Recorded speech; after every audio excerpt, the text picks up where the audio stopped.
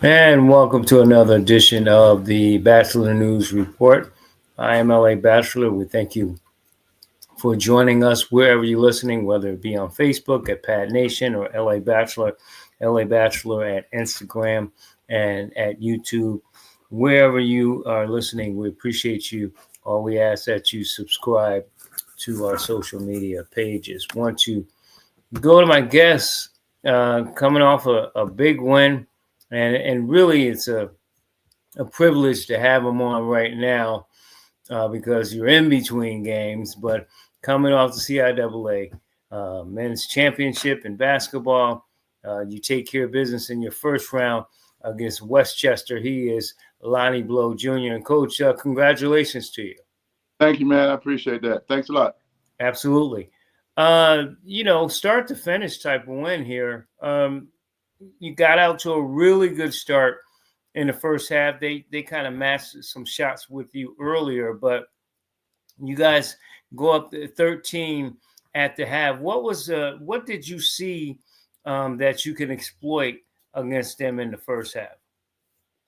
Well, the first half, I thought we did a really good job of guarding them, man. We held them to 21 points in the first half, and when you can hold a team to 21 points, that bodes well. I thought we did a really good job of getting out on their shooters and, not letting them get going in the first half. And we were in the gaps a little bit and cut off their drives. Only thing is, I thought they really hurt us on the board side earlier in the first half and gave up some second and third shot opportunities. But, I was really pleased going into half, holding them to 1 point. So I think kind of got us off to a pretty good start. And, we were able to build up a little bigger lead in the second half. And they made a big run at us and cut it to 6. And then we made a really big run after that and kind of held on. I think our defense kind of set the tone for us to have and got off to. Coach, before I get into some of the stats and some of your players making plays, um, tell me how you avoided a letdown, because this is a team that you should have beat on paper anyway. Certainly, you had a 13-point lead at halftime. How did you keep the guys, or what did you say to them to motivate them to finish the job, considering you coming out of CIAA and you had some close calls in those games as well? Yeah, yeah. We're kind of to it.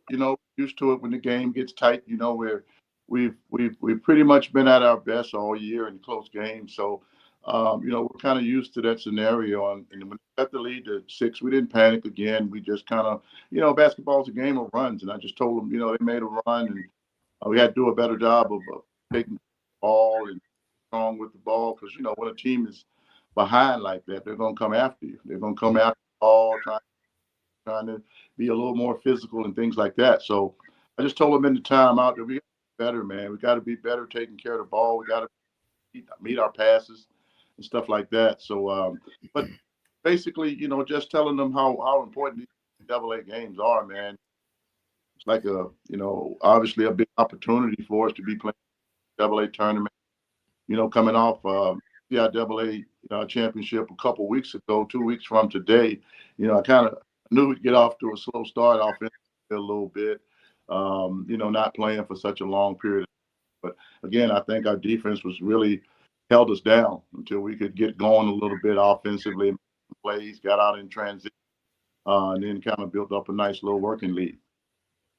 Talking with Lonnie Blow Jr., of course, the men's basketball coach at Virginia State. The Trojans move on to the second round. We'll get to that in just a sec. But, Coach, I want to go back to this game. You talked about your defense, and there's a few keys. You defended in the field goal that they shot only 37%. They shot miserably at three-pointers. So you guys were making sure you didn't flash, but you were actually out there covering. They only shot 24%, and they struggled at the free throw line. Talk about that and how well you did at the 3-point, right at 50%, and really didn't have a lot of. They had more turnovers, but not as many as you could have based on how they played. Yeah, yeah, yeah. For sure. I thought we did a good job of getting out on those guys. Now, second half, I thought we had some blown aside, and we just relaxed a little bit, and we didn't stop the ball.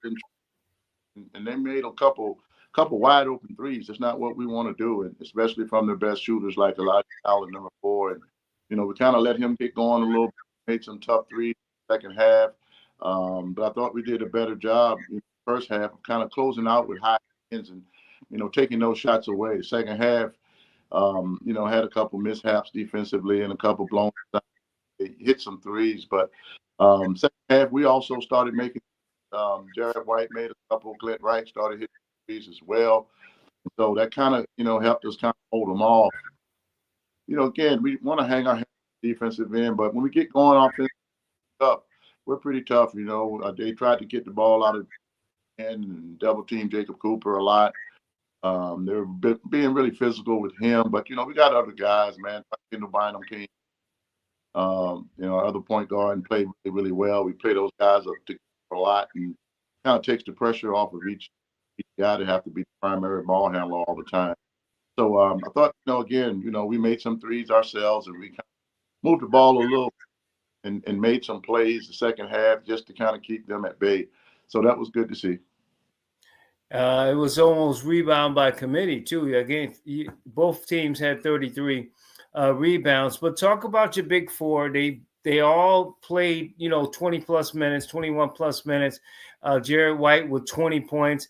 And Jacob Cooper, to me, coach, is sort of like the Jimmy Butler of the team. Like he can take over if he wants, but then, someone else can come in and do the same thing. Talk about him, Clint Wright and Keenan Bynum.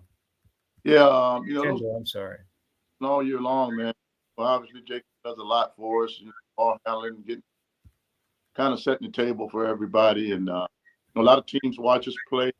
One strategy is to try to take the ball out of it, tap him on ball screen, make him give it up, like that. But, that's a little harder than a lot of people think because he's so shifty. He can change directions, change speeds a lot, and come and get the ball when he wants it at most times. So, but again, like you said, we got some other guys, and when he's off the ball or on, those guys play.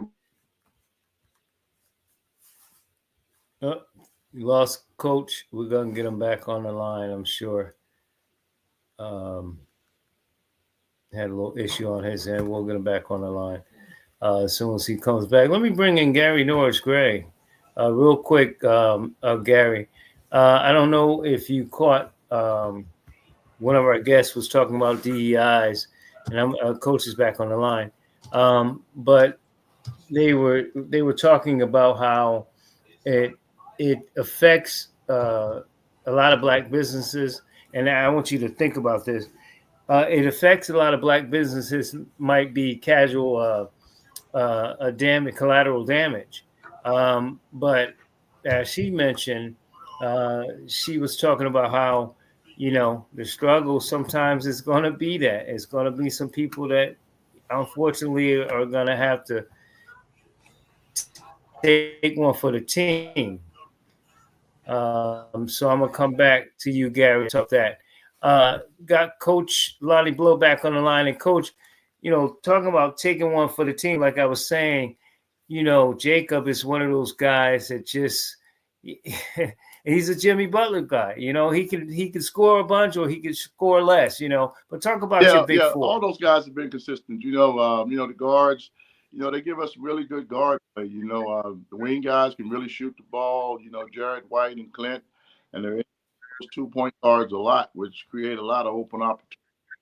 Guys find them when they're open, and they're able to knock down shots. So, we depend on those 4 guys a lot on the perimeter, as well as our post guys inside also. So we want to kind of be well balanced and, be able to hit you from the perimeter and also hit you up inside.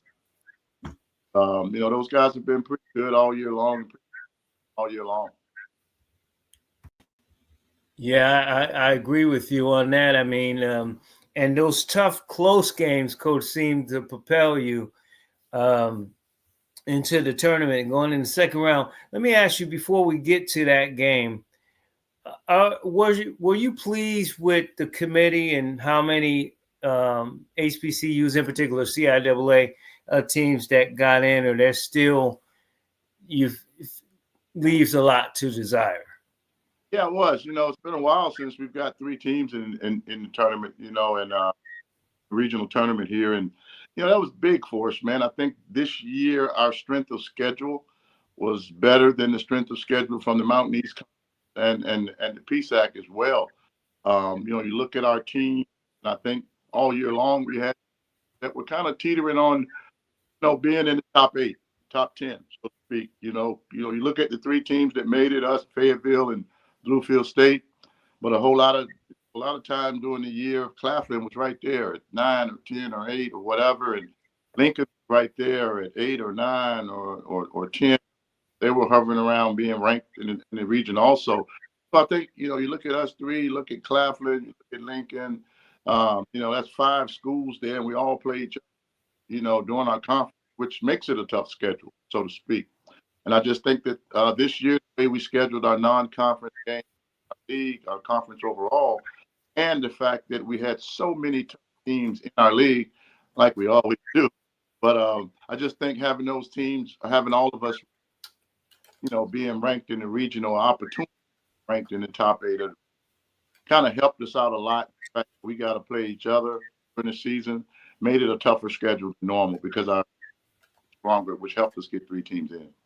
Yeah, that I think that was very special as they're getting people saying congratulations, to you, and of course, he had mentioned Robert Jones. I'm sure you know well at Norfolk State. So congratulations to the men and women sides of this. I guess I'm also concerned is that they're still pitting a lot of our schools together, and the same reason, or even in the first round in some cases. I thought that was great to have 3 of us in, and none of us had to play each other in the first round. That was great. Right. At least in the first round, but we've seen it in the past. Coach, 2 quick questions before we get to the game. One, I'm sure how you'll probably answer, but the first one is: do you think that the DEI eventually is going to catch up to the likes of yourself and some of the other successful programs in the HBCUs?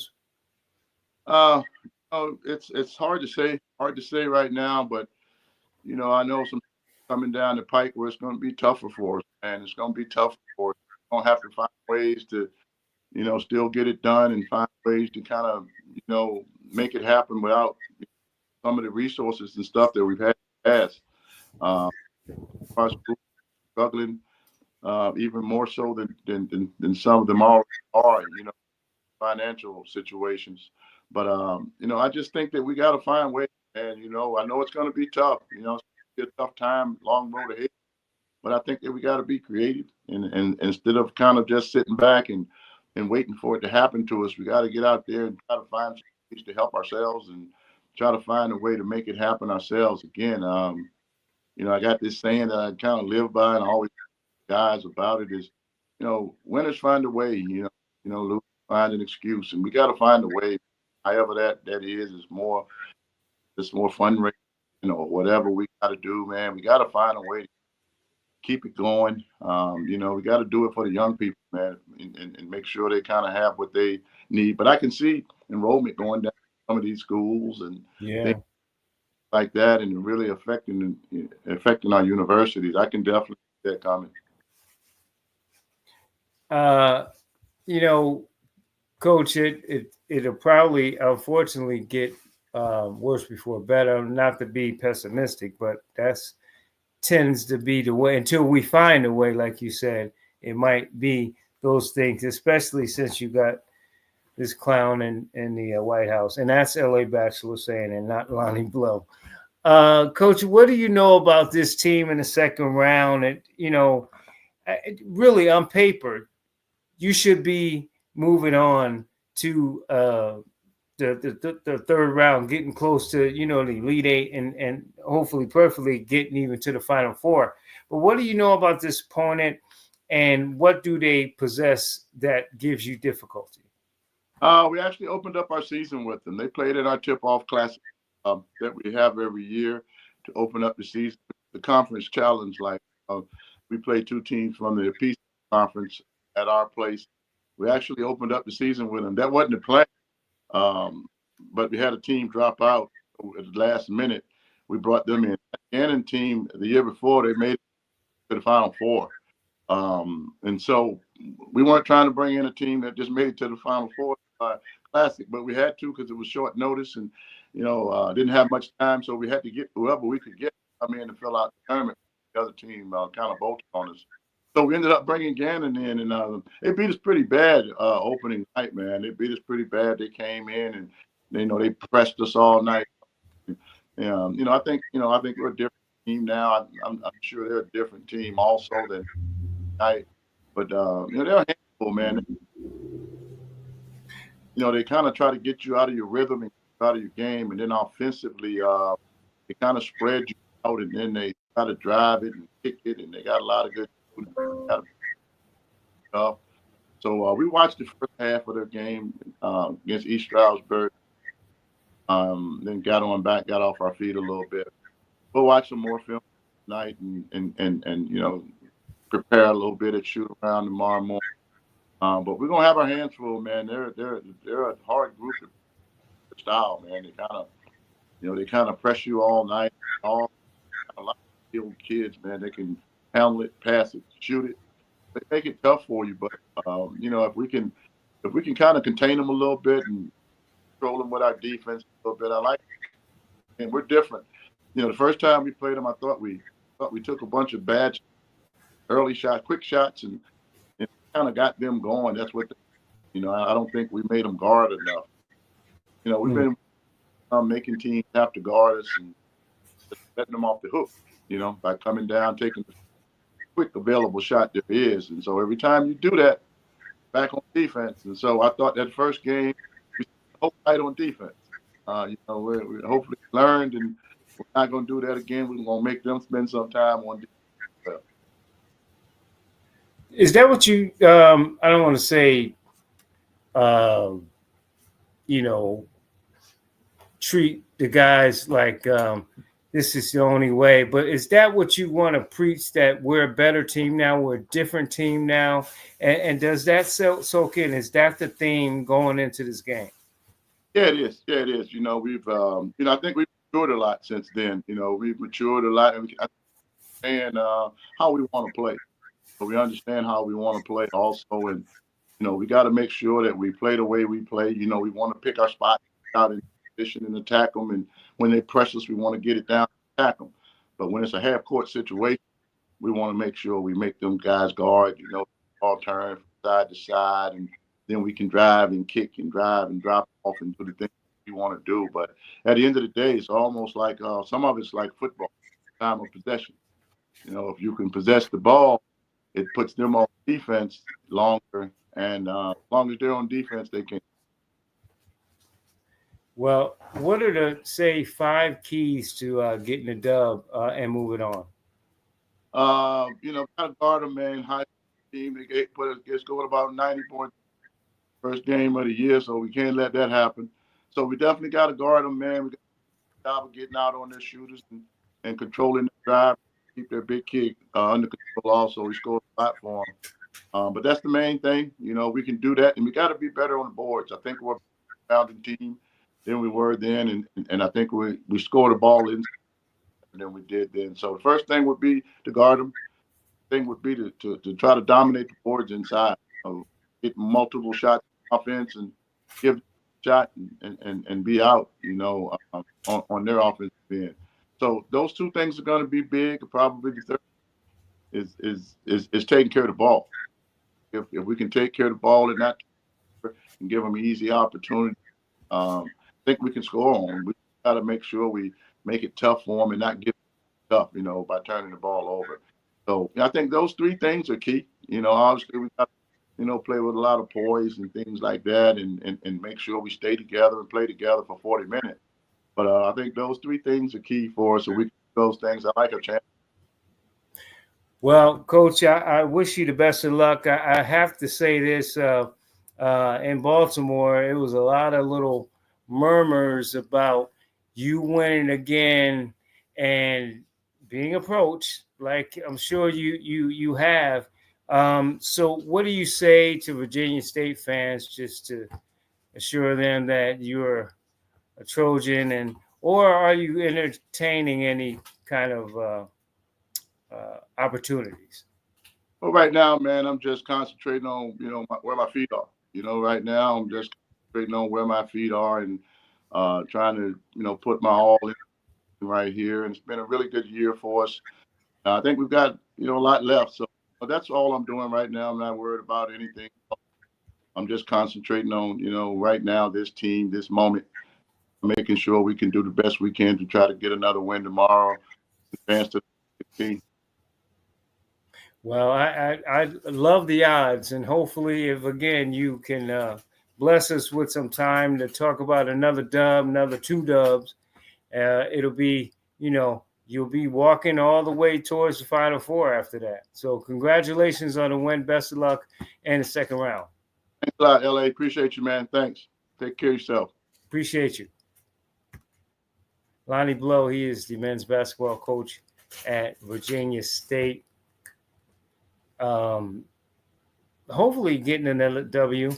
This is a team that beat them earlier this year, but like Coach said, the Trojans are a much better, certainly different team than the one that lost opening week in the NCAA men's basketball. Good luck to them. We're going to take a break, get to our next guest. This is the Batchelor News Report. Recovery Month has become widely recognized and does an outstanding job of celebrating recovery, increasing awareness, and acknowledging the amazing work of providers, advocates, people in recovery, and their families. I believe our work together is helping many Americans better understand, seek out, attain, and sustain recovery. What began as a small and very good idea has grown into a national, mainstream, sustained, and systematic public education and support effort, all focused on the message that people recover. Getting the message of recovery right is critical because people take action based on what they hear and see, and most importantly, what they experience. Experience shapes our knowledge, our values, our attitudes, our beliefs, and our action. Of those who recognized their need for treatment but didn't receive care, the number one reason was no health coverage and could not afford the cost. No one in need should be denied the opportunity for treatment and recovery in our country.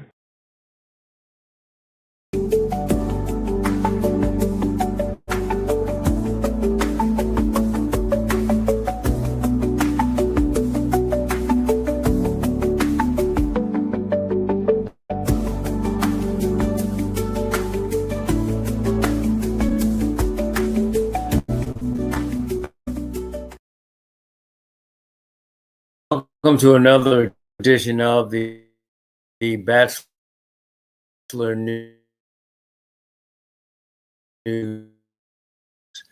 I'm LA Batchelor. Wherever you are on YouTube, on StreamYard, we certainly appreciate you. We ask that you subscribe to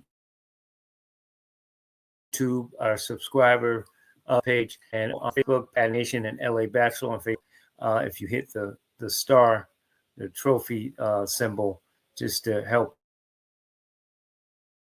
us in boosting our and doing what we continue to do. We try to bring different topics from different perspectives here on the show. I want to bring in a guest that has not been in the fold in quite some time, but I always respect her opinion, her analysis, her honesty. She is of course, she's an author. She's an entrepreneur. She's a coach. She's an activist. She is Dr. Debbie Stroman. And Dr. Deb, always good to have you and see your smiling face. Oh, well, thank you. Thank you for this warm invitation during a very challenging time for a lot of people in this country. So I appreciate the opportunity to share with you. Diversity, equity, inclusion, DEI, something that, companies and, of course, education facilities are supposed to look at. So all people can bask in this, what we call this, or we try to call this perfect union, this equal justice and equal fairness and equal opportunity there. This administration wants to tear that down. And certainly a lot of companies and even some schools, some educational places have taken the lead to do that. Hey, the president said it's cool. We don't have to worry about this. That's a headache we don't have to have. And Doc, as you know, it's led to some boycott. Target being one of the bigger ones. Out there of different organizations. They're saying, we don't have to worry about that anymore.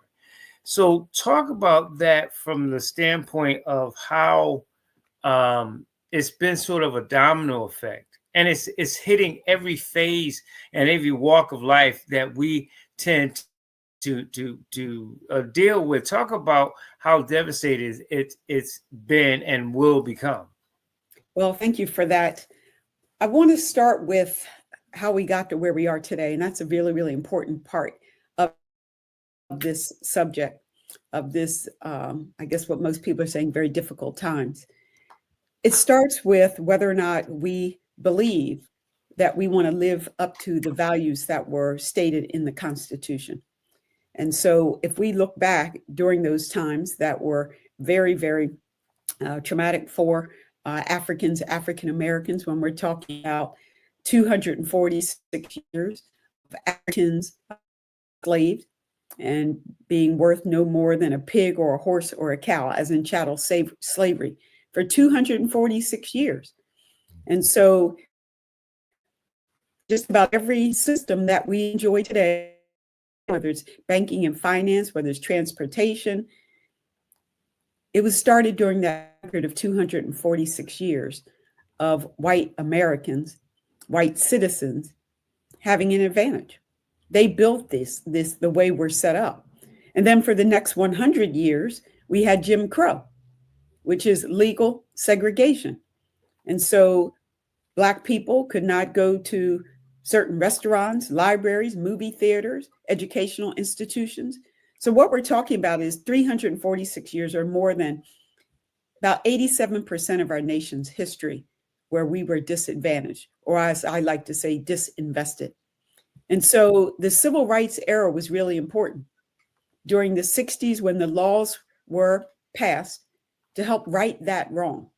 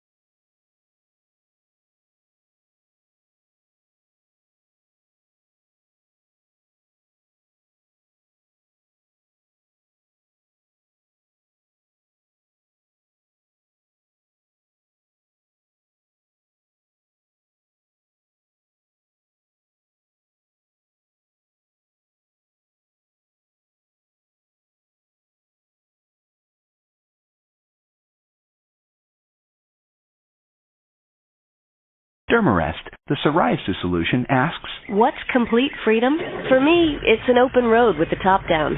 It's my bare arms getting warmed by the sun. It's my bare arms without a trace of psoriasis. Complete freedom, brought to you by the complete relief of Dermarest psoriasis.